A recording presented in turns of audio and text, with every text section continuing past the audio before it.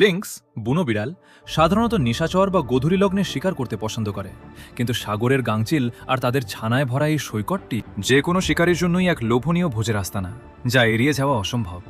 তাই এই দুর্লভ সুযোগটিকে কাজে লাগিয়ে লিংক্সটি পাগলের মতো খাবার মজুত করার চেষ্টায় মেতে উঠেছে। কিন্তু মাত্র 1 মাস পরেই চারপাশ গভীর বরফের চাদরে ঢাকা পড়ে যায়।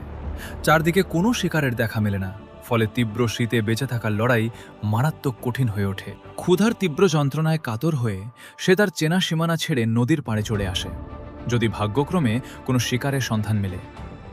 গৃহপালিত বিড়ালের মতোই এই বুনো বিড়াল বা লিংক্সও গা ভেজাতে ভীষণ অপছন্দ করে, কিন্তু নদীতে সাঁতার কাটতে থাকা হৃষ্টপুষ্ট বুনো হাঁসগুলো দেখে সে তার জন্মগত স্বভাবকে উপেক্ষা করে এক বড় ঝুঁকি নেওয়ার সিদ্ধান্ত নেয়। সে নদীর পাড়ে একটি আড়ালে অত পেতে বসে থাকে এবং হাঁসগুলো তার শিকারের সীমানার মধ্যে আসার জন্য অত্যন্ত ধৈর্যের সাথে অপেক্ষা করতে থাকে। সঠিক সুযোগ আসতেই লিংক্সটি আচমকা ঝাঁপিয়ে পড়ে, কিন্তু দুর্ভাগ্যবশত পায়ের নিচের বরফ পিছল হওয়ায় সে সরাসরি নদীর ঠান্ডা জলে আছড়ে পড়ে।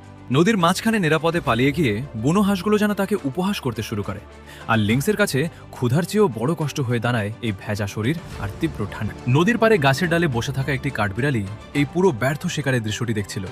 তবে লিংক্সটি এতে হতাশ না হয়ে তৎক্ষণাৎ তার পরবর্তী লক্ষ্য স্থির করে ফেলে। মাটি থেকে প্রায় 6 মিটার উঁচুতে থাকা ওই কাঠবিড়ালিটিকে ধরা প্রায় অসম্ভব ছিল, যদি না সে হাল ছেড়ে না দেওয়া এক নাছোড়বান্দা লিংক্স হতো। একটি ছোট কাঠবিড়ালি হয়তো তার বিশাল পেটের ক্ষুধা পুরোপুরি মেটাতে পারবে না, কিন্তু এটি তাকে পরবর্তী শিকারের জন্য প্রয়োজনীয় শক্তিটুকু জোগাতে সাহায্য করবে। সামনে আরও কঠিন এবং হাড় কাঁপানো শীত আসতে চলেছে, যেখানে আরও বড় জীবন মরণ সংকট তার জন্য অপেক্ষা করছে। এই দীর্ঘ এবং নির্মম শীতকাল পার করতে হলে লিংক্সকে তার এই শিকারের ময়দানে পুরোপুরি নিয়ন্ত্রণ বজায় রাখতে হবে।